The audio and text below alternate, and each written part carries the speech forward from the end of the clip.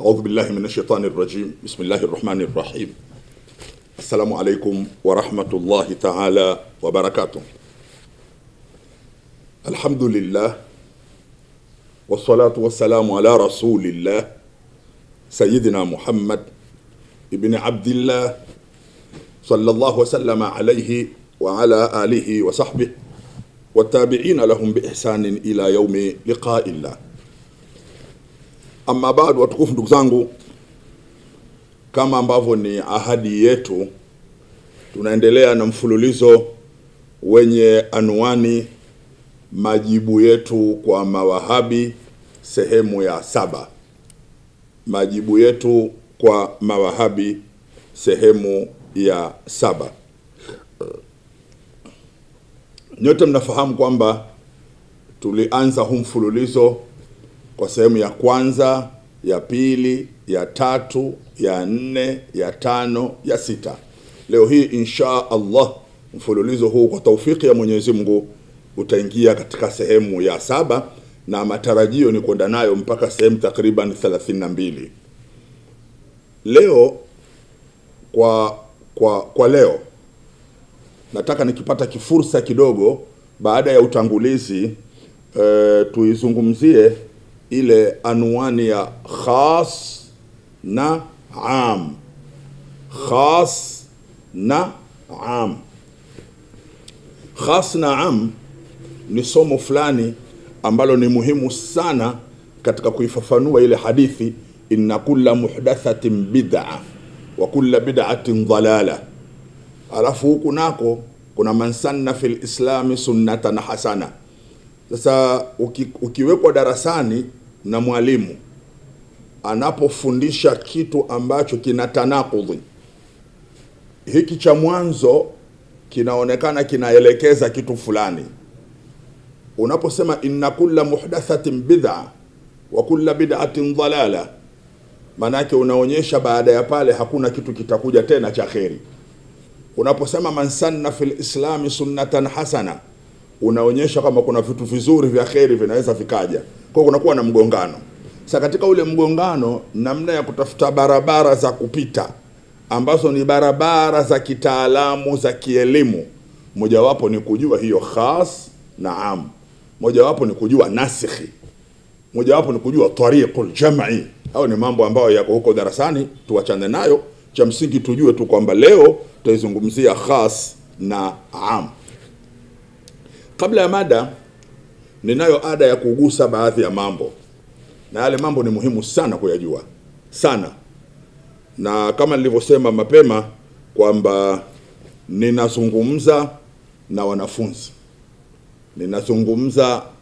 wanafunzi, wanafunzi wa kwetu ambao ni watu wa kitarika, wanaoamini juu ya misimamo yetu, misimamo tulioirithi kwa wazee wetu kwa maana ya mashehe zetu. Misimamo hiyo ya kitarika ambayo tumeirithi kwa wazee wetu, na wazee wetu nao wameirithi kwa wazee wao. Na wazee hapa sikusudii wazee kwa maana ya umri mkubwa, na kusudia wazee kwa maana ya mashehe wa zamani. Kwa misimamo yetu ambayo tumeirithi kwa mashehe zetu, na mashehe zetu wamerithi kwa mashehe wao, nazungumza na wanafunzi ambao wapo katika misimamo yetu. Hiyo sehemu ya kwanza. Sehemu ya pili, nazungumza na wanafunzi ambao wapo katika ile misimamo mipya iliyozuka, ile misimamo ya miaka ya 80 kuja juu. Ile nazungumza nao wale pia ambao saa kama hizo wanasoma kwa hao ninaoita mimi mawahabi, na ambao vitabu vinawaita mawahabi. Pia nazungumza nao hao ili kuwapa fursa ya kuyasikiliza haya maneno na kuyapima na kuyatia kwenye mizani ya sheria. Kwa hiyo nazungumza na wanafunzi wetu na wale wanafunzi ambao pia hawatukubali, lakini pia nazungumza nao. Kwa hiyo wasia wangu kwenu wanafunzi wa upande wetu na wa upande wa kule wa mawahabi, tusikilizeni kwa makini. Ukisikia shekhe anatoa muhadhara na ule shekhe yupo katika misimamo yako, msikilize kwa makini. Sikiliza zile hoja.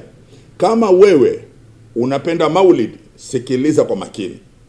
Kama wewe ni mwanafunzi umo katika msimamo unapinga maulidi, pia sikiliza kwa makini. Kama wewe ni Muislamu wa kawaida unayapenda haya mambo yote ya tariqa, pia sikiliza kwa makini ili upate kitu cha kushika, kwa sababu haya mambo ya dini sio mambo ya ushabiki haya.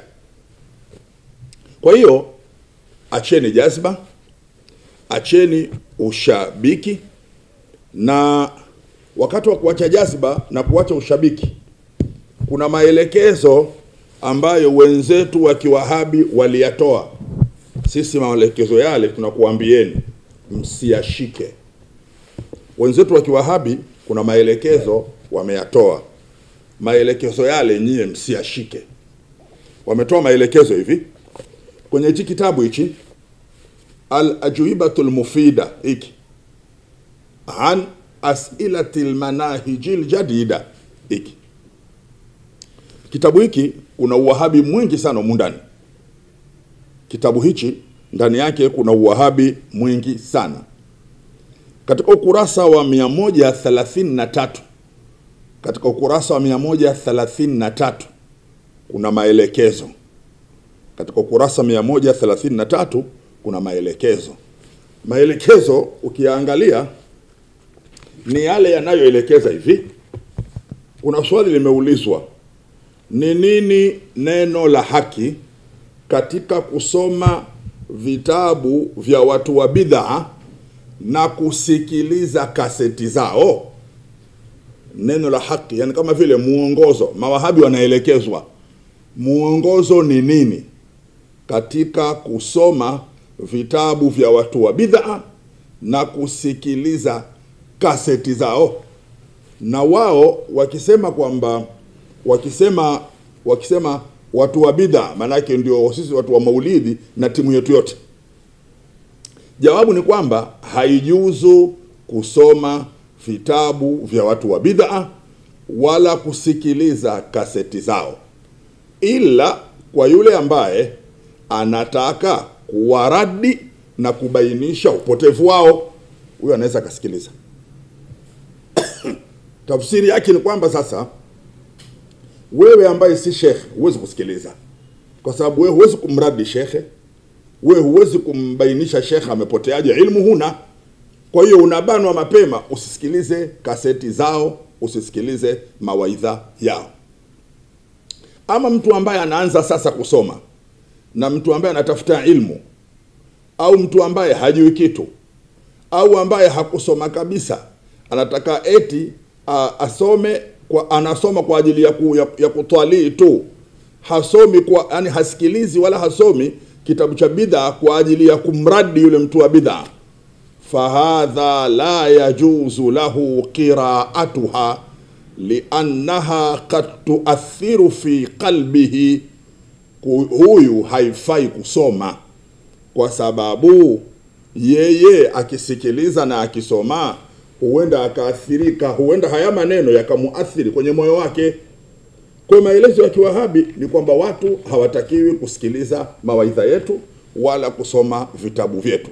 Fala yajuzu qira'atu kutubi ahli dhalali illa li ahli al-ikhtisasi min ahli al-ilmi lirraddi alaiha watahdhiri minha. Haijuzu kabisa kusoma vitabu vya watu wa upotevu ila kwa wale watu maalum, watu wa ilmu ambao lengo lao ni kuwaradi wale, yani kuwapinga wale. Haya maelekezo yamo kwenye vitabu vyao, yamo kwenye mafunzo yao. Ninawanasihi vijana wa Kiislamu wanaosoma dini ambao wapo katika misimamo ile ya Kiwahabi wasiyashike haya. Endeleeni kusikiliza na endeleeni kupima, na Mwenyezi Mungu atawaongoza, mtaelewa njia ya haki. Ni hawa mashekhe waliokuja jana miaka ya 80 au ni ya mashekhe ambao wako nchi hii kwa zaidi ya karne na karne na karne wanaendesha dini ya Kiislamu? Hiyo ni sehemu watakiwa uishike vizuri. Mawahabi hawa wanadharau. Mawahabi wanawadharau wanawachuoni wakubwa, wanawachuoni waliojitolea kupeleka mbele Uislamu, wanawachuoni waliopoteza umri wao au waliotoa sadaka umri wao kuiendesha dini. Mawahabi hawa wana kawaida ya kuwadhalilisha mashekhe, wana kawaida hawa mawahabi ya kuwadunisha mashekhe. Na mawahabi wanayo kasoro, wanaona wao ndio wamekuja na Uislamu ulio sahihi. Wao ndio wamekuja na Uislamu ulio sahihi. Yani ni kwamba kijana wa kiwahabi pale alipo, msimamo wake ni kujiona yeye ndio kaja na Uislamu ulio sahihi. Na hiyo ndio asili. Kwa nimejaribu kutajataja hivi vitabu ili maana yake wewe kijana wa Kiislamu uwe makini na uelewe. Katika Tarikhul Mamlaka ukurasa wa 49, katika Tarikhul Mamlaka ukurasa wa 49 utaona wazi kuna darasa katika ukurasa wa 49 linalomuelezea Sheikh Muhammad Abdul Wahhab ile asili yake na ule utawala wa Kisaudia asili yake. Katika hilo ukurasa wa 49 ya Tarikhul Mamlaka, nataja vitabu kusudi tu ili vile vitabu sasa ndio wewe talibul ilmi uwekewe mezani, uangalie na wewe pia utafakari kama Muislamu. Ukurasa wa 49 kuna somo la mkutano wa kihistoria. Mkutano wa kihistoria kati ya Sheikh Muhammad Abdul Wahhab na familia ya Ibn Saud. Wanasema amefika Sheikh Muhammad Abdul Wahhab katika mji wa Dir'iyya, wasala Sheikh Muhammad ibn Abdul Wahhab ad-Dir'iyyata wa kana lahu fiha ansarun kathiruna. Amefika Sheikh Muhammad Abdul Wahhab katika mji wa Dir'iyya, na hapo walikuwepo maanswari wake wengi. Wakana lahu fiha answarun kathiruna. Shika la maneno vizuri sana. Na alikuwa ana yeye katika huo mji wa Dir'iyya answari wengi. Na akashukia katika nyumba ya mmoja kati ya marafiki zake, na akazungumza huyu rafiki na ndugu wa Amiri Muhammad bin Saudi ambaye ndio kiongozi wa Dir'iyya juu ya habari za shekhe, waraghabatihi fi dukhuli Muhammad bin Saudi fi da'awati, na kumtaka kwake kuingia Muhammad bin Saudi katika da'awa yake. Uislamu upo, watu wanaswali, wanafunga, wanahiji, wanatoa zaka, wanaishi, lakini kuna da'wa maalum lazima uingie. Ukiingia ndo Muislamu safi. Sasa hapo ndio penye mgogoro wetu na mawahabi. Sasa wakamtaka aingie katika da'wa, fadhahabu ila baiti akhihim, wakenda kwenye nyumba ya ndugu yao, watahadathu ila zawjatihi wa kanat mashhuratan bidhakaiha wa fitnatiha ani shaykhi wa da'awatihi. Walipofika pale wakaenda wakazungumza na mkewe, na huyo mkewe alikuwa ni maarufu kwa werevu wake. Yani si mwanamke mjinga, ni mwanamke mwerevu, yani mwanamke mjuzi. Wakazungumza naye juu ya taarifa za Sheikh Muhammad Abdul Wahhab. Yule mwanamke sasa faqabalati zawjaha, akaenda kukabiliana na mumewe, wada'atuhu, akamuita mumewe, akamlingania mumewe ila nusrati shaykhi, kumnusuru shekhe, liannahu yad'u ila alhaqi walislami sahihi, kwa sababu huyo shekhe, huyo mwanamke asema mwambia mumewe, huyo shekhe anawalingania watu kwenye haki na kwenye Uislamu ulio sahihi. Ndio maana nasema Wahabi haingii mahala ila Uislamu anaouelekeza yeye ndio sahihi, na Uislamu anaoukuta pale hauoni ni Uislamu sahihi. Hapo ndio matatizo yetu. Lazima wanafunzi muelewe ili mjue tunakoelekea na lipi ambalo tunalikosoa linaharibu dini. Akazungumza na mumewe na akamlingania mumewe amnusuru shekhe, kwa sababu shekhe anawalingania watu kwenye haki na kwenye Uislamu ulio sahihi. Hiyo nukta msingi hapa. Sasa nimetaka nitaje hichi kitabu Tarikhul Mamlaka ili sasa huyu kijana akikaa aone kwa nini sisi tunasema kwamba hawa wameleta mfumo kwamba Uislamu wanaoulingania wao ndio Uislamu pekee ulio sahihi.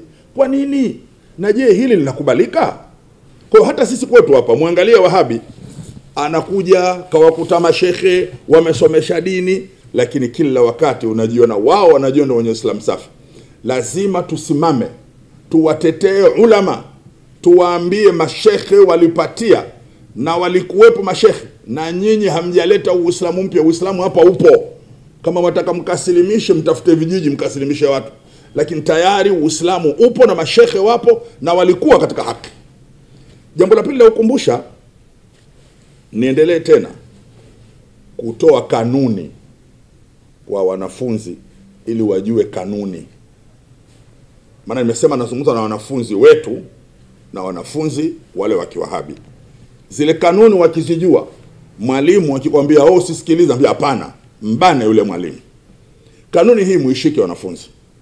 Kanuni iko hivi: ukiharamisha kitu kwa nafsi na ukahalalisha kitu kwa nafsi, kitakuwa haramu na kitakuwa halali hata kama hutaji sababu.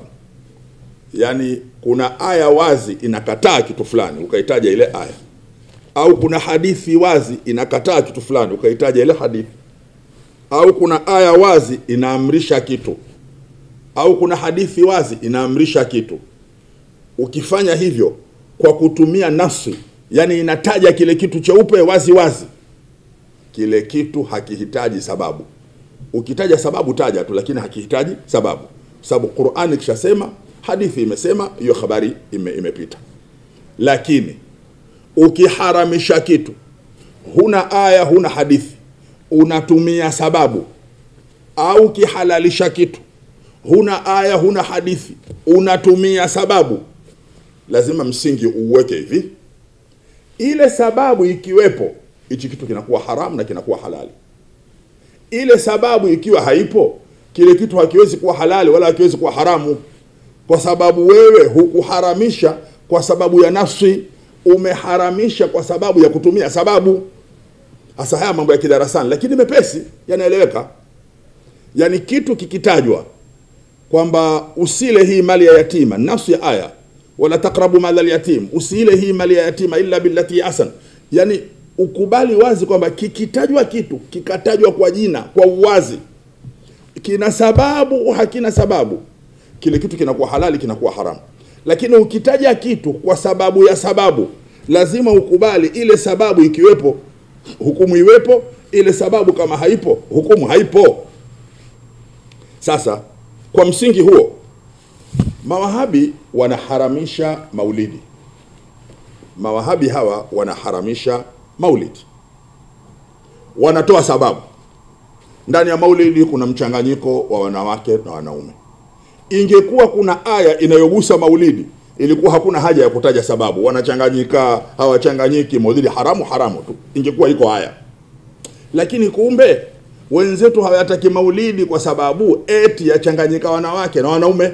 Kama hivyo ndivyo, Wahabi muadilifu lazima akubali yale maulidi ambayo tumeondoa wale wanawake na wanaume, tumekaa vizuri, Wahabi huyu aje maulidini kwa sababu ile sababu tumeiondoa.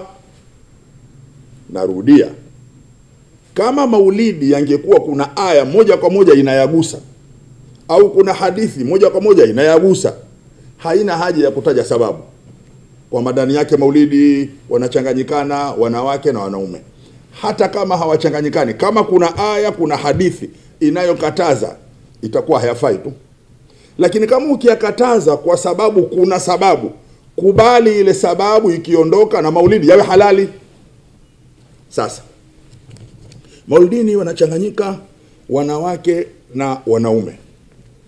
Lazima mwanafunzi umwambie mwalimu wako, je, yale maulidi ambayo tunasoma nyumbani kwetu, mimi na wazazi wangu na dada zangu, tumetoa barzanjo wenyewe tunasoma pale nyumbani, wala hapana mchanganyiko? Au kuna wenzetu wengine wamebarikiwa katika baadhi ya misikiti, floor nzima wanakaa wanawake watupu na floor nzima wanaume watupu, wala hawajuani kama vile wako pamoja. Maulidi hao mnayasemaje nayo? Pia ni haramu Asa kama yakiwa haramu, mbona sababu ishaondoka bado ni haramu? Kuna nini? Ndani ya maulidi bwana kunatumika gharama kubwa sana. Watu wanakula mavyakula. Sawa. Je, tukinunua juisi? Je, tukiamua tusile kabisa? Jamani, maulidi yetu leo yataanza baada al-maghribi, alafu tutaswali isha kwa mpaka saa 3, kila mmoja ende nyumbani kwake akale kwake. Je, maulidi haya Wahabi atakuja? Kwa sababu haya yana gharama. Mwanafunzi, zingatia vizuri haya. Ukiharamisha kitu kwa sababu ya sababu, kubali sababu ikiondoka kile kitu kiwe halali, kama wewe una inswafu. Lakini maulidi haya bwana, lazima tuangalie sana bwana, kwa sababu watu wanasoma maulidi mpaka hawaendi kuswali bwana. Usuri. Je, tukitangaza mapema jamani, mpaka sasa hivi hapa tumesimama, hatutaingia mlango wa 3 ili kwanza Waislamu waende wakaswali kwanza. Kwa lugha hii, kama ule ukakasi unaowaathiri wenzetu mawahabi na ni ukakasi ambao ni wa kisheria, tukauondoa ule ukakasi na bado maulidi hawayataki, wanalao jambo. Lazima tuwajibu haraka sana. Wanalao jambo, kwa sababu kama tatizo ni sababu pale ambapo zimeondoka, lazima Wahabi nao waje maulidini. Watu waseme unamuona fulani, si yule bwana kaja maulidini. Yule bwana yule ana kawaida moja bwana. Jambo kwake yeye likiwa chafu haja, kile likiwa zuri anakuja. Si yule pale yule. Kwa nini nyinyi hamtaki moja kwa moja kwa 100%? Sasa hapo ndio mahala pa kuangalia vizuri hayo. Lakini cha ajabu zaidi sasa, zile sababu ambazo Wahabi wanazitoa kwenye kukatalia maulidi, sababu zile zikiwa kwingine hawakatai. Sababu hizo sababu ni zile. Huyo anayesema kwamba eti ana ugonjwa hauhudhurii maulidini, maana yake kuna mchanganyiko wa wanawake na wanaume. Anakwenda kazini asubuhi na section yake na mchanganyiko wa wanawake na wanaume. Leo kwa sababu pale anapata ugali, hamna neno tena mchanganyiko. Sisi maulidini alhamdulillah si hatuchanganyiki. Tukichanganyika ni bahati mbaya tu. Sisi wanawake wana upande wao na wanaume wana upande wao. Lakini kule kazini unaweza kukaa katika eneo ambalo mpaka yule mwanamke unamgusa bega. Wahabi anafanya kazi hapo na wala haacha kazi. Wahabi huyu akipanda basi daladala, basi la kawaida, tiketi alokata, anagusana mwanamke wala hashuki. Wahabi huyu akienda sokoni kununua maembe na kununua michele, sokoni pale watu wa pwani takusopa ile kugusana na kuminyana na wanawake. Wahabi anagusana mwanamke sokoni. Lakini huyu Wahabi hatengezi soko lake, kwa sababu sokoni wanachanganyika wanawake na wanaume. Ugomvi wake maulidi tu. Wahabi huyu nyumbani kwake, labda tumwambie Wahabi, wewe Wahabi njoo maulidini, acha habari zako hizo. Kwa sababu mazingira ya majumba yetu yana mchanganyiko wa hatari kisheria. Ni mazingira ambayo wako watoto ambao kwa mujibu wa sheria tunaweza kuwaoa. Ziko familia ambazo tunaoana na tunaishi pamoja. Maana mtoto wa ammi yako, shemeji wa mjomba wako, baelewa, shemeji wa baba yako mdogo, wale ni wanawake ambao kuoa naweza. Yaani wanawake ambao wako majumbani mwetu ni wengi mno. Ugomvi wetu maulidi tu. Narudia tena kuieleza hii kanuni. Jambo lolote ukiliharamisha kwa sababu ya sababu, lazima ukubali sababu ikiondoka liwe halali. Kama ile sababu imeondoka na bado waliharamisha, unalako jambo wewe. Ndio hawa Wahabi. Ndio Wahabi ataruka mwisho Mtume Muhammad sallama hakufanya maulidi, kwa sababu kama ingekuwa ni kheri wao wangetangulia. Alokuambia hakufanya ni nani? Na alokuambia kwamba eti kwa kuwa hakufanya ndio wewe usifanye ni nani? Hilo ni darasa insha Allah katika mfululizo wetu tutalitoa. Nukta yangu ya msingi hapa, wewe talibul ilmi, mwambie mwalimu wako, baba unasema maulidi yanakuchanganyika wanawake na wanaume. Je, ile misikiti ambayo wanawake na wanaume wametenganishwa tuende baba maulidini? Muulize hivyo. Baba unasema maulidini kuna gharama kubwa. Asante baba, hutaki gharama. Je, ile misikiti ambayo wasoma maulidi kati ya magharibi na isha kila mmoja enda kula kwake nyumbani, waonaje tutaenda maulidini? Hapo kuharamisha kitu kwa sababu ya sababu, kubali sababu ikiondoka kitu kiwe halali.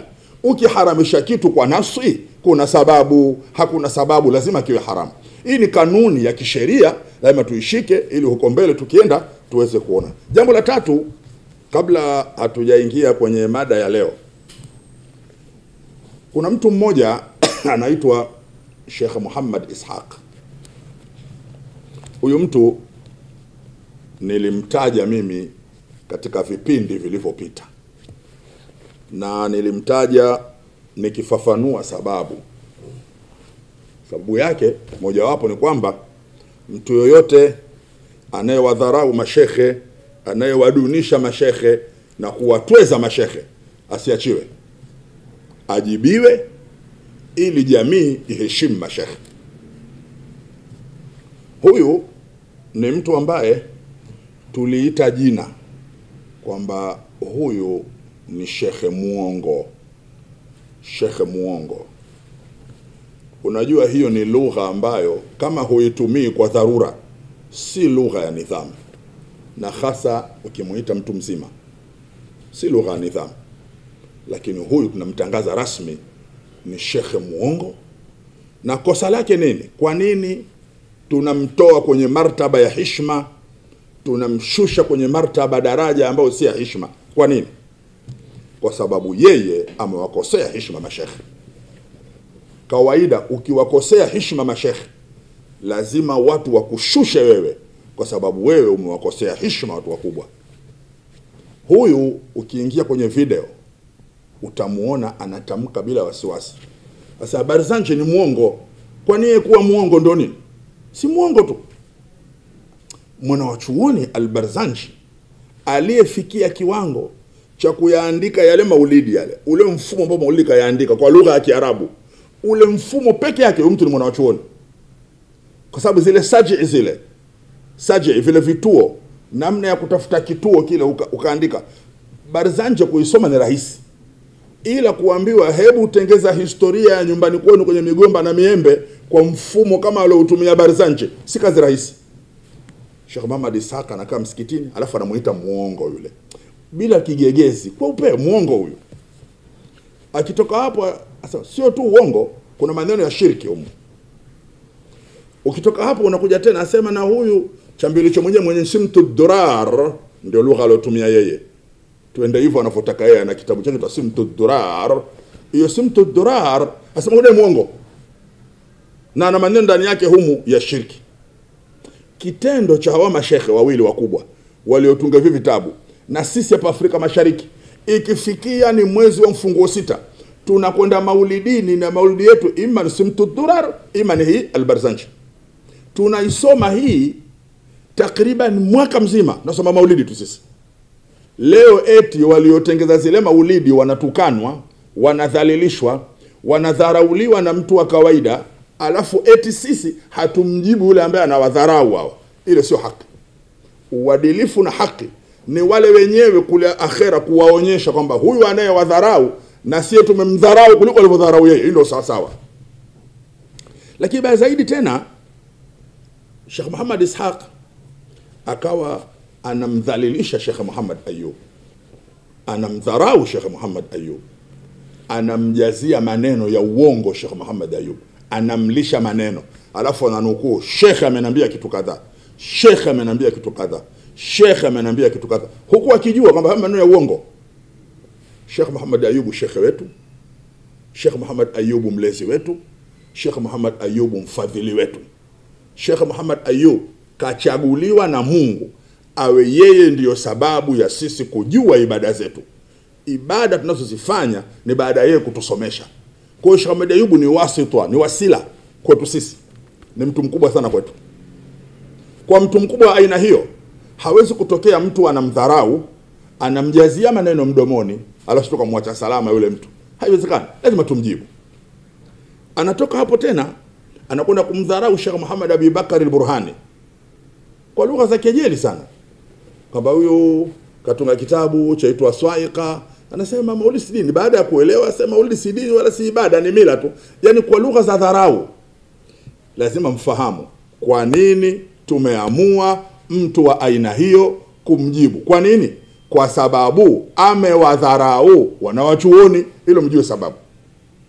Na wewe nayo unafundishwa hivi, ukimuona mtu anamdharau babako, mfanyie mpango umdharau yeye mara 100. Huo ndio utoto. Huo ndio uzazi, ndio umezaliwa yani hivyo.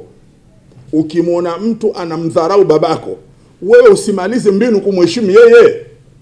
Watakiwa mtu anayemdharau babako mwambie wacha mara moja au tutagombana. Haachi wewe mdharau yeye mpaka yeye mwenyewe ajue, huyu jamaa ukimdharau babake si mchezo. huyo ndiyo mtoto aliyezaliwa anakuwa hivyo.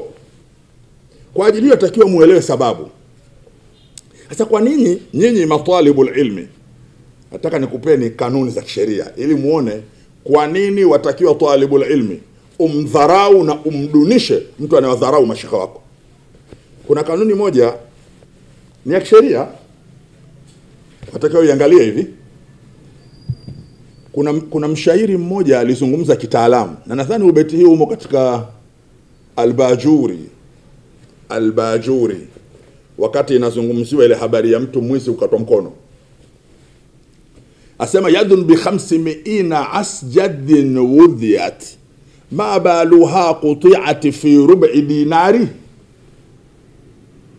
Huu mkono akija mtu mbaya akakuvamia, akakuonea, akaukata mkono, akapelewa katika mahakama ya kidini, huyu mtu akitiwa hatiani yatakiwa na yeye akatwe mkono au alipe faini, fidia.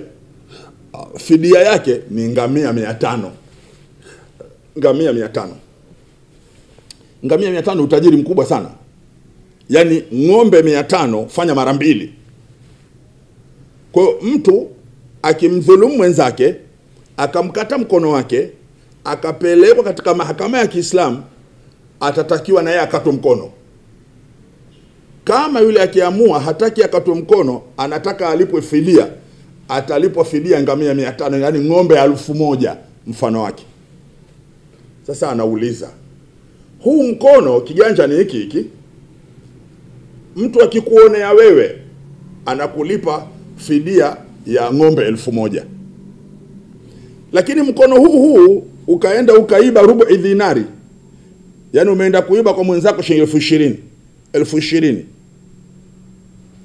Huu mkono unakatwa mara ya pili kwa kosa la wizi. Huu mkono. Kwa hiyo mkono huu una pande mbili basi. Una upande wenye thamani kubwa ngamia 500, na una upande wa thamani ndogo shilingi 20,000. Kwa nini huu mkono umekuwa huku una thamani kubwa, huku una thamani ndogo wakati ni mmoja? Na mkono ni huu. Ukikatwa wewe walipwa ngamia 500, ukiiba wewe 20,000 wakatwa huu, mbona ni mmoja? Sema izzul amanati aghlaha wa arkhasaha dhullul khiyana fafham hikmat albari. Utukufu wa uaminifu umeufanya mkono ukawa ghali. Wewe ni muaminifu, huchokozi watu, hutukani watu, mtu anakuvamba na ukata mkono, wewe ni muaminifu, huna kosa, lazima upate ngamia 500. Lakini na wewe ukifanya khiana, ukamwona mwenzako ana faida, ukamwibia 20,000, mkono wako utakatwa. Kumbe thamani ya kitu ni kwa ule uaminifu wake na heshima yake. Sasa watu wazima siku zote yatakiwa waheshimiwe, ndio Uislamu. Na kuna hadithi inaelekeza sasa hakuna mtu yoyote anayemheshimu mzee kwa sababu ya uzee wake, isipokuwa Mwenyezi Mungu anamwekea na yeye mtu wa kumheshimu wakati wa uzee wake. Huo ndio Uislamu, ndio mafunzo tunafundisha kila siku. Kwa nini mzee huyu anayepita takriban miaka 70 yatakiwa tumshushe kwa sababu kajiondolea heshima ya kule kudharau na kutukana mashehe? Hatakiwi kuwekewa heshima mtu wa aina hiyo. Yatakiwa avunjiwe heshima mpaka naye arudi kwenye mstari, asiwadharau wenzake. Hiyo ndio sababu kubwa ya kisheria. Lakini geuka upande wa pili, geuka hivi wale ambao wanafanya kazi katika nchi za Kiislamu za kuwaua wale watu ambao yatakiwa wauawe kwenye makosa ya kuuawa. Mtu kaua na yeye auawe. Yule mtu anayeua pale kwa nini hadhibiwi? Kwa mfano zile nchi ambazo sisi Tanzania tunayo pia hapa, hiyo sheria haijabadilishwa. Sheria ya kumnyonga mtu ambaye kaua. Lakini anayenyonga sio yule hakimu anahukumu tu. Kuna mtu maalum kaajiriwa ndiye anayenyonga. Je, yule anayenyonga yule kwa nini hadhibiwi? Hadhibiwi kwa sababu amekinyonga kitu duni kilichovunja sheria. Yaani kule kuvunja sheria kumemteremsha thamani yule anayeuawa. Ndio maana huyu muuaji anakula mshahara kwa kazi yake ya kuua. Nataka matwalibu ilmu wanafunzi muelewe hiyo kanuni. Sasa unaweza kaona mtu mzima kama huyu Sheikh Muhammad Ishaq takriban miaka 70 ya Rabbul Alamin, kwa nini huyu mtu anaitwa muongo hadharani? Aitwa muongo hadharani kwa sababu amejivunjia heshima kwa yeye kuwadharau mashekhe. Arudi katika mstari, aheshimu mashekhe, heshima yake itarudi. Nataka nitoe mifano michache ya uongo wake ili niingie kwenye mada. Sheikh Ahmad Isaka anasema watu wa Mlalo walimfungulia kesi ya kutaka kupindua serikali wakati yeye hana kosa lolote, ni kuwaambia tu watu kama maulidi ni bid'a, maulidi si dini. Na hayo maneno Sheikh Ahmad Isaka yamerekodiwa na yamo katika YouTube. Muislamu ambaye ana hamu ya kumuona Sheikh Ahmad Isaka akisema maneno hayo ya uongo, ingia YouTube, muandike tu Sheikh Muhammad Isaka, ana tabu utamuona. Asema shekhe alipofunguliwa hiyo kesi ya kwamba yeye atakapindua serikali, akapelekwa mahakamani, na ile mahakama ikawa ndogo, akapelekwa mahakama ya juu zaidi ya wilaya. Kwa maneno yake mwenyewe ambao kwenye video utamuona, anasema yeye akashindwa kwenye ile kesi. Akashindwa. Shika hiyo nukta.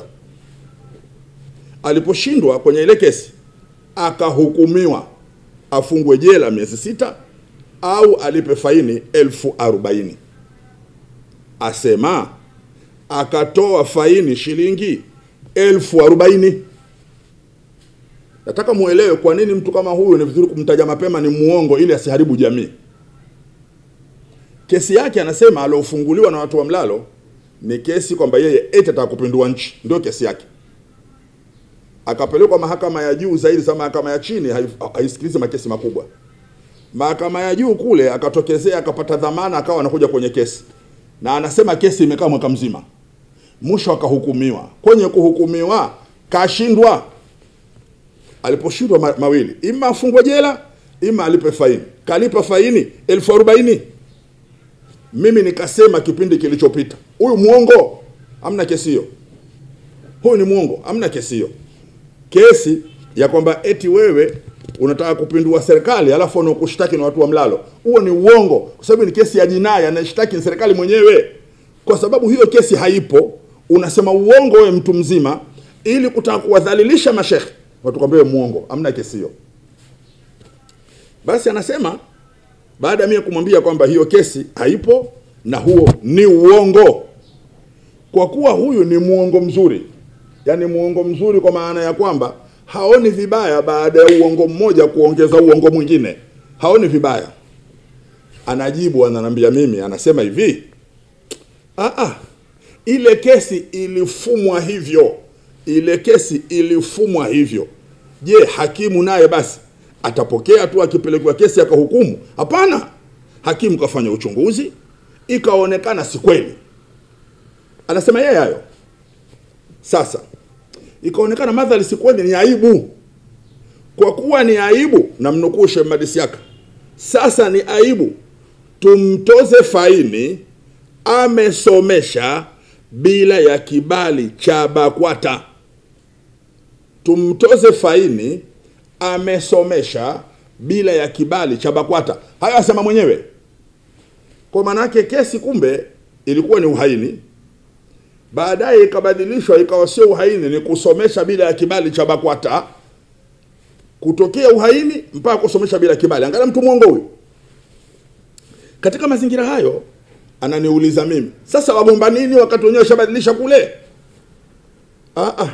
Mimi ninachogombea ni kusema uongo ili upate nafasi ya uongo huo kuwadhalilisha mashekhe. Ugomvi uko hapo tu.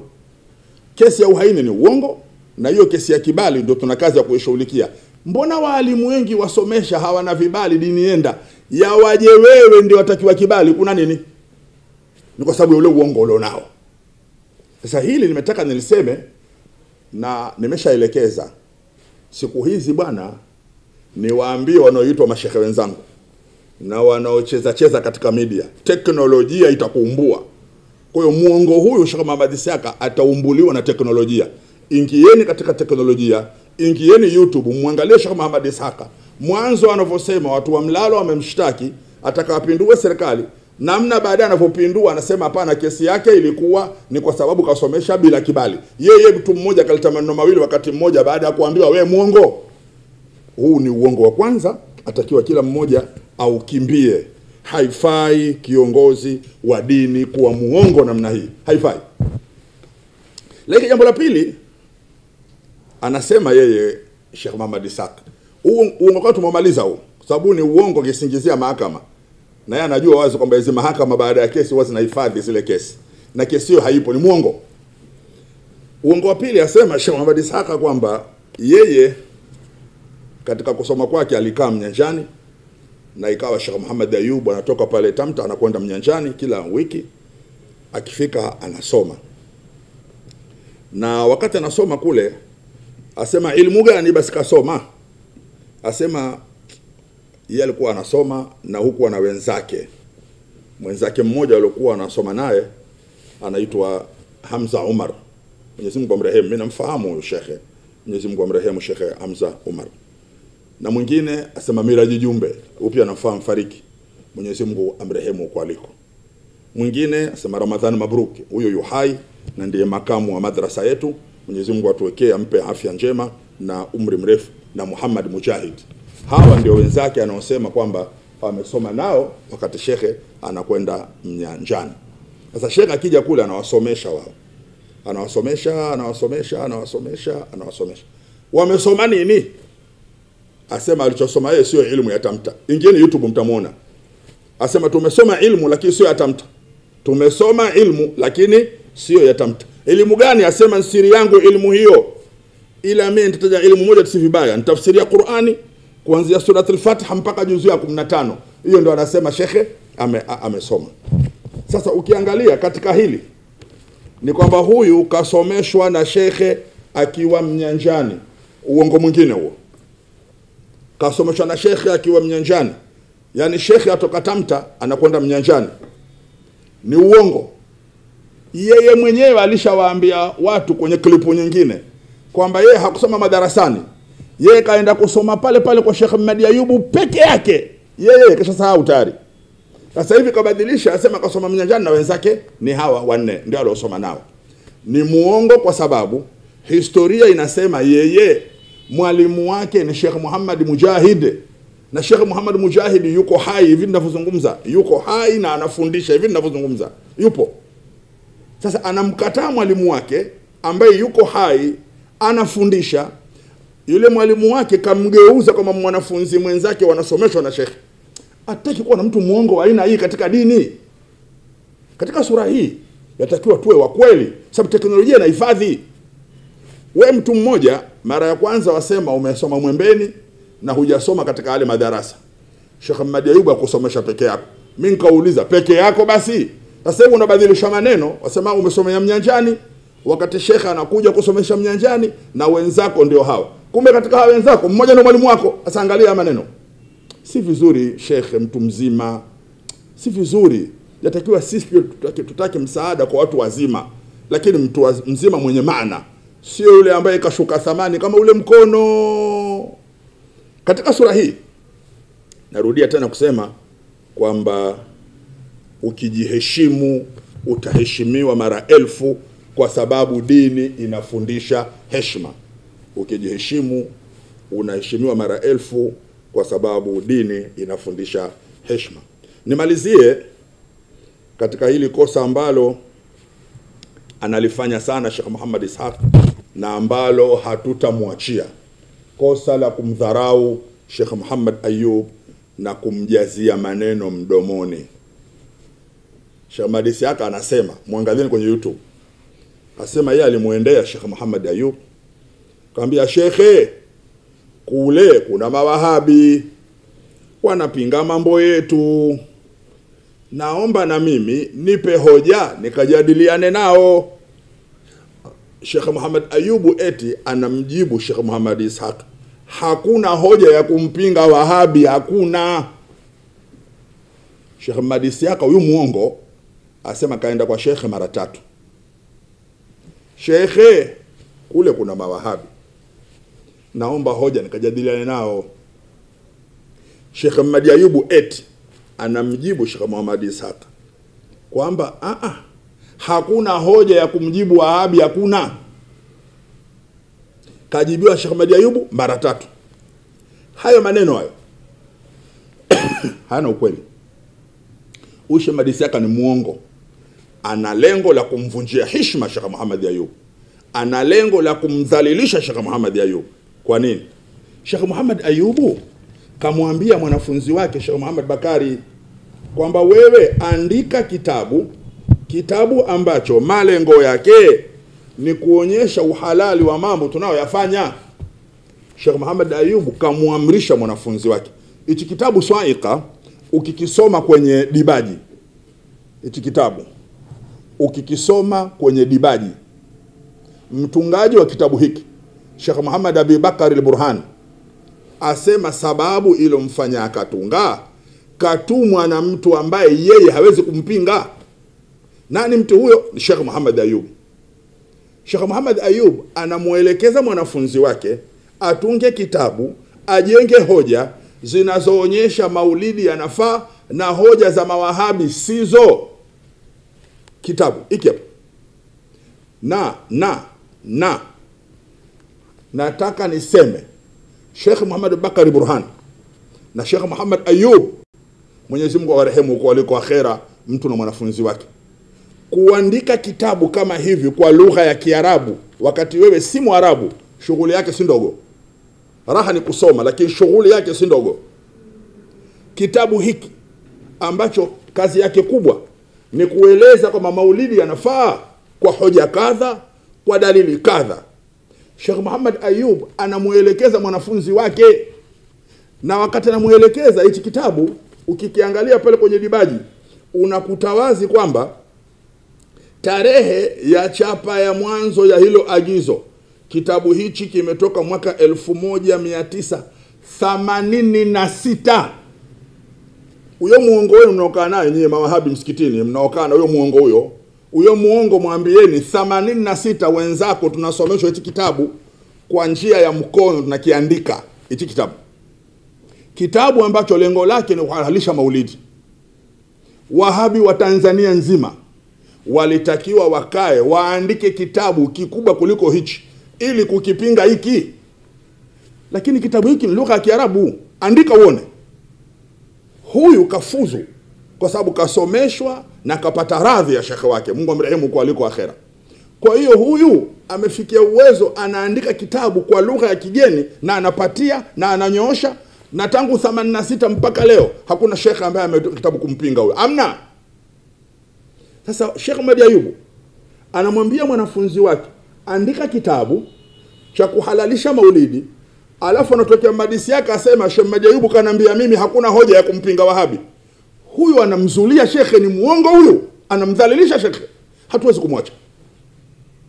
Ndio maana narudia kusema ukijivunjia heshima watakiwa uvunjiwe heshima mara 2 ili kurudisha heshima za wenzako ambazo unazivunja. Kwa muktadha huo, habari ya kwamba Sheikh Muhammad Ayub eti yeye alisema hana hoja ya kuwapinga mawahabi, huko ni kumzulia shekhe. Shekhe anazo hoja za kuwapinga mawahabi, na kwenye mawaidha yake ambayo yamo mpaka leo na kwenye YouTube yamo, asema hata tokea mtu hapa akaleta masala yoyote ila atapata hoja na atapingwa. Unamwambiaje leo kwamba hana hoja? Ni maneno ya uongo babu, muogope Mungu. Sasa huo ni uongo, anamzulia shekhe wake.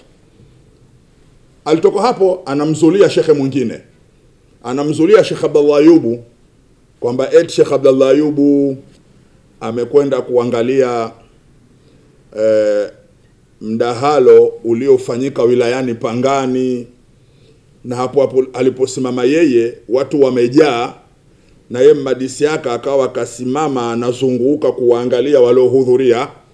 Anamuona Sheikh Muhammad Ayubu kwenye Sheikh Abdallah Ayubu kwenye mfereji kasimama, na anasema waliokwenda kuangalia wameenda watu wote, ambaye hajenda Sheikh Ahmad Ayubu peke yake. Wakati anaangalia pale, Sheikh Abdallah Ayubu alipoona tamta yashindwa na inashindwa eti kwa sababu yangu mie, Sheikh Abdallah Ayubu akaanguka mferejini. eti mji wa Tanga mwana wa chuoni aende akasimame anaangalia video kwenye kundi la watu kama vile mtu anavyoangalia sinema ya mpira eti, na baada ya hapo mwana wa chuoni kaanguka, na baada ya kuanguka Tanga nzima haijui, ajua Muhammad Isiaka peke yake. Aba jamaa muongo. Wala jamaa muongo ni muongo katika kiasi cha hatari sana. Haipasi kuyaacha haya maneno jamii ikampokea huyu kama mtu mwenye heshima. Yatakiwa jamii impokee kama mtu mpuuzi, mtu wa kawaida. Tuiandae jamii hivyo. Vinginevyo ni hatari jamii kukuta maneno ya aina hii. Mwambieni Muhammad Isiaka kama kweli yeye ni mkweli kwamba Sheikh Abdallah Ayubu kaanguka mferejini, atafute wenzake wawili tu, alafu waseme mimi siku hiyo pia nilimuona Sheikh Abdallah Ayubu kaanguka. Wawili tu. Mimi naitwa fulani na kama mahala fulani Sheikh Abdallah Ayubu alianguka. Wataja wawili tu. Tena watu wawili wawe waongo kama yeye pia. Lakini wakishakuwa watatu walau kutakuwa na haya. Maana muongo naye siku moja ana haya pia. Tafuta waongo wenzako wawili, alafu mkae chini, alafu mtaje Sheikh Abdallah Ayubu kwamba aliteleza mferejini akaanguka, na alipoanguka pale kufika kule Mohamed akafukuzwa na nini. Yaani uongo. Narudia kusema tunayasema haya kwa sababu lengo letu ni lengo ya kuielimisha jamii ili vijana wawe na makini. Ukimkejeli shekhe hutakiwi hata kidogo kubakishiwa heshima, ili ile heshima ya mashekhe irudi vizuri. Lakini nimalizie kwenye eneo hilo ili insha Allah kwenye nambari 9 ndio niingie kwenye ile amna khas. Nimalizie katika kuwaonyesha umahiri wa muongo huyu, na hii nina maana ya kuikanya jamii. Ndio maana kumbe ikatakiwa mtu awe mkweli ili awe muaminifu. Sheikh Muhammad Ishaqa anayaharamisha maulidi, anayakataa maulidi. Lakini Sheikh Muhammad Ishaqa kuna maulidi yenye maslahi kaalikwa, akahudhuria hiyo maulidi yenye maslahi. Kuna maulidi yenye maslahi huwa anaalikwa, anakwenda. Ujue tu mbinu zake, ukisipatia unamwalika anakwenda. Sasa ili kuona kama sisi si waongo kama yeye, ingia YouTube. Ukishaingia YouTube andika Sheikh Muhammad Ishaq akitoa mawaidha maulidini Lushoto, andika hivyo. Ingia YouTube kwanza, alafu andika Sheikh Muhammad Ishaq akitoa mawaidha maulidini Lushoto, ataletwa pale. Utamuona kasimama kashika speaker anatoa mawaidha maulidini. Na mpaka leo yuko tayari kusimama na kusema hakwenda, ingawa anaonekana video yake ile pale, sauti yake ile pale. Asa muongo kama huyo hatuwezi kumwacha akamchezea Sheikh Muhammad Ayubu, akamchezea Al-Barzanji, akamchezea Al-Habishi, akamchezea Sheikh Muhammad Bakari, eti yetu mchungie heshima kwa sababu ni mtu mzima. Mtu mzima anayewadharau wanawachuoni yatakiwa adharauliwe zaidi ili anyamaze. Na ndio dawa. Mwambeni dawa ya wewe ni kuacha tu kuwadharau mashekhe. Toa mawaidha ya kawaida, kataa maulidi, kataa tawasuli, kataa kila kitu. Wanaokataa ni wengi, kwa nini hatuwataji? Twakutaja wewe kwa sababu unajigeuza kutaka kuwadharau mashekhe. Hatuwezi kukupa fursa hiyo. Sheikh Muhammad Ayubu ni mlezi wetu, ukimgusa umetugusa, hatukuachi. Hilo ulijue kabisa. Wewe umeamua kuhamia kwenye uwahabi, nenda huko. Kwa nini wadharau hao na kuwasingizia uongo? Sasa Sheikh Abdallah Ayubu alipoanguka, je, ulimpeleka hospitali au kaanguka alafu kasimama aangalia mara ya pili? Sheikh Madisi yake eti baada ya Sheikh Abdallah Ayubu kuanguka mferejini, alipokuwa kaanguka akapelekwa hospitali, au baada ya kusimama aendelea kuangalia tena? Huko ni kumdhalilisha mwana wa chuoni. Alafu tukuache? Hatuwezi kukuacha hata kidogo. Kwa hiyo narudia kusema amehudhuria maulidini, na alhamdulillah teknolojia itamuonyesha. Andika Sheikh Muhammad Ishaq. Insha Allah kuna video nyingine nyingi kama ambavyo nimeweza kuisaka hii ili kukupa ushahidi wewe ya muongo huyu.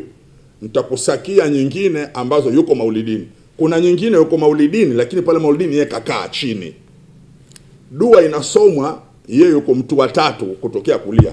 Insha Allah timu yangu imeahidi kwamba twende kidogodogo na yeye huyu mpaka tumfikishe pwani. Timu yangu yasema huyu dawa yake tena kidogo dogo tumsoze mpaka tufikishe naye pwani kwa hoja tu, sio tunagomvi, kwa hoja tu.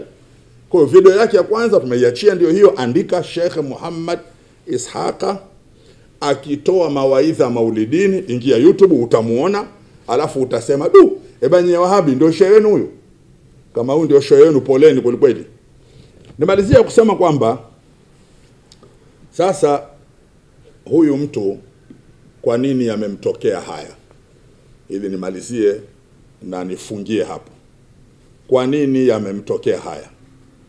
Sheikh Muhammad Ishaq ukimtizama usoni na ule uongo wanaosema, Sheikh Muhammad Ishaq hafanyi kusudi. Narudia tena, Sheikh Muhammad Ishaq ukimtazama usoni kwa yale anayoyasema, Sheikh Muhammad Ishaq hafanyi kusudi. Kawaida ukiwa mtaalamu wa kulea au umesoma elimu ya saikolojia ya kusoma nyuso za watu na kusoma matukio na kutafiti mambo, kama elimu hiyo umesoma, au ni mzazi umezaa watoto wengi, au ni mwalimu wa madrasa au mwalimu wa shule, Mungu hukupa kitu cha kuwatazama watoto nyusoni. Ukimtazama Sheikh Muhammad Ishaq hafanyi kusudi. Sheikh Muhammad Ishaq kuna kitu amekifanya ndicho kinachomsumbua. Hafanyi kusudi. Ndio maana anakuwa muongo wa ajabu namna hii.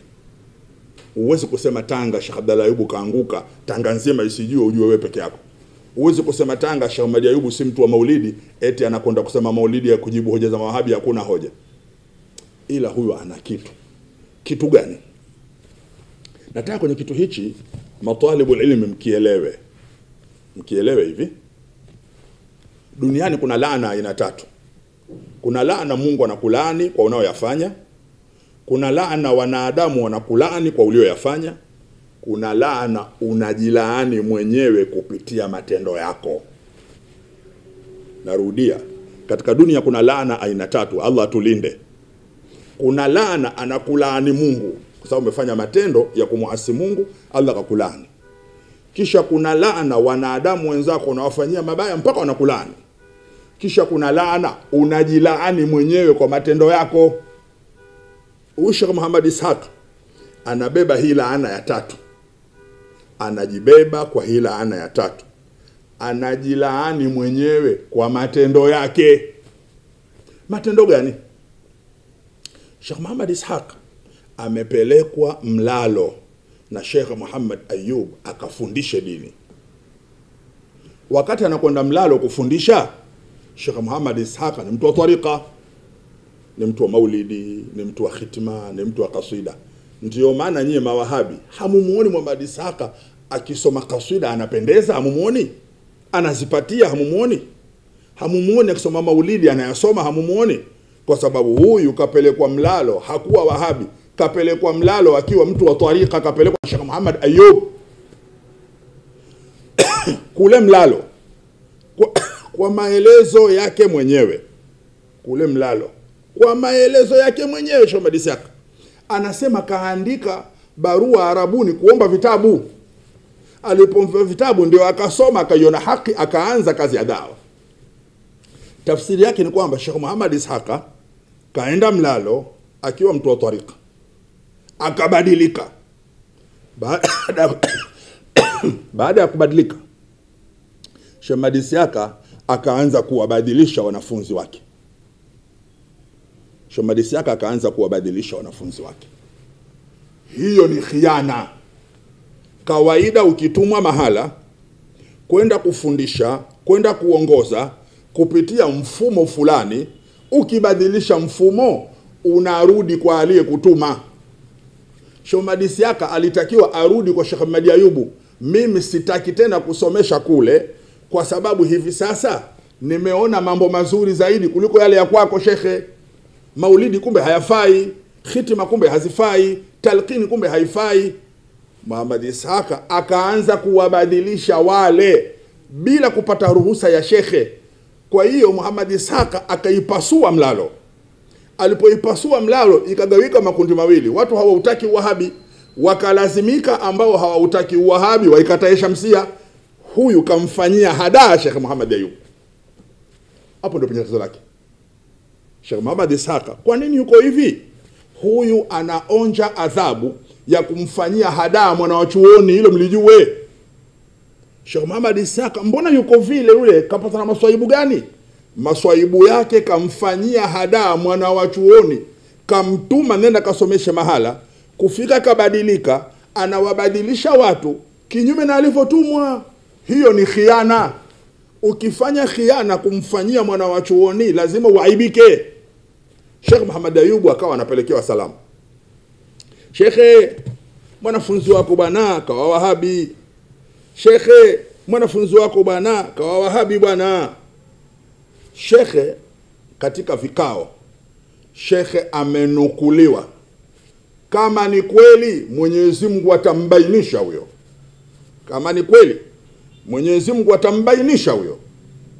Ndio maana Sheikh Muhammad Ishaq leo ni Wahabi pekee anayekwenda kwenye misikiti ya Kiwahabi akaimba kaswida na kusoma barzanji, ili dunia imuone huyu ndiye yule aliyeombwa na Sheikh Muhammad Ayubu, Mungu atambainisha. Ndio kinachomsumbua leo hicho. Sasa kwa nini Sheikh Muhammad Ishaq yuko hivi, mawahabi wako wengi? Kwa nini? Kwa sababu huyu ametenda dhambi ya kumhadaa mwana wa chuoni. Anaishi katika maisha ya hadaa. Dini haitaki hadaa. Kosa lake liko wapi? Kamhadaa mwana wa chuoni. Baada ya kusoma na kuona kwamba kaona haki, ilikuwa arudi. Shekhe, madarasa yako chukua mwenyewe, mimi mwenzako sasa hivi nina msimamo mwingine. Akaanza kuwagawa mapande wale wanafunzi wa Sheikh Muhammad Ayubu aliopewa kuwasomesha mlalo. Akaipasua mlalo, badala ya kuwa ni moja akaipasua makundi. Lazima hii laana ambayo kajilaani mwenyewe, narudia, ni laana ambayo kajilaani mwenyewe, lazima imtafune. Nini afanye? Na mshauri, na nyie mawahabi mshaurini, na ndugu zake wa mshauri. Ushauri wa kwanza, atubie kwa Mungu. Amefanya hatari sana kumhadaa mwana wa chuoni. Ushauri wa kwanza, atubie kwa Mungu. Amwambie Mungu, mimi nimekosea. Mimi nimepewa amana ya watu nikasomeshe dini. Kumbe kule nimepata msimamo mpya, ilikuwa nirudi, lakini sikufanya hivyo, hiyo ni hadaa. Atubie kwa Mungu. Pili, atubie kwa kwenda kumuomba radhi mwenyewe Sheikh Muhammad Ayubu. Sheikh Muhammad Ayubu amezikwa pale Tamta, yupo pale, kazikwa pale. Na sisi Waislamu tunaamini maiti wanasikia. Tunaamini hilo. Maiti wanasikia, hiyo ndio imani yetu. Kwenda pale kaburini, kamwambia shekhe, uko uliko wewe upo katika ulimwengu mwingine, ulimwengu wa barzakh. Lakini mimi nimeteleza. Na dhambi yangu si maulidi kuwa haramu halali, sio hiyo. Dhambi yangu ni kukufanyia hadaa wewe. Wewe umenituma nikasomesha haya, kufika na wabadilisha wanafunzi na wasomesha mengine, hiyo ni hadaa. Nisamehe kwa ile dhambi ya hadaa. Na kuenda pale utakwenda kumuona mudiri, atakupatia funguo za kwenda pale kaburini. Kwa jambo la pili. Jambo la tatu, acha dhambi ya kumsingizia shekhe na kumjazia maneno mdomoni. Mambo matatu hayo. Kwenye familia, msimtafutie Sheikh Muhammad Ishaq waganga na watu wa kumzingua na madua. Hapana, afanye vitu vitatu tu. Cha kwanza, amuombe radhi Mwenyezi Mungu na kumtaka msamaha kwa dhambi ya hadaa alomfanyia Sheikh Muhammad Ayubu. Cha pili, aende kaburini kwa shekhe akaombe msamaha. Cha tatu, yeye mwenyewe Sheikh Muhammad Ishaq aache na kumjazia maneno Sheikh Muhammad Ayubu mdomoni. Baada ya kusema hayo, insha Allah tukubaliane basi kwenye nambari 9 niingie kwenye maudhui ya am na khas. Leo utangulizi tu umekula dakika, lakini hiyo ndio kawaida ya mambo haya. Nilipata kuambia matalibul ilmi na kupeni namba yangu kwa sababu najua mko nchi nyingi duniani mnataka kuniuliza, na kuna baadhi ya vitabu hamna niwapigie japo zile kurasa. Ndio maana wakupeni namba 0715 299 749 0715 299 749. Tukutane kwenye nambari 8 insha Allah. Wallahu waliyu tawfiq. Ndugu yako Muhammad Eid Muhammad Abu Eid. Wassalamu alaikum wa ila liqa.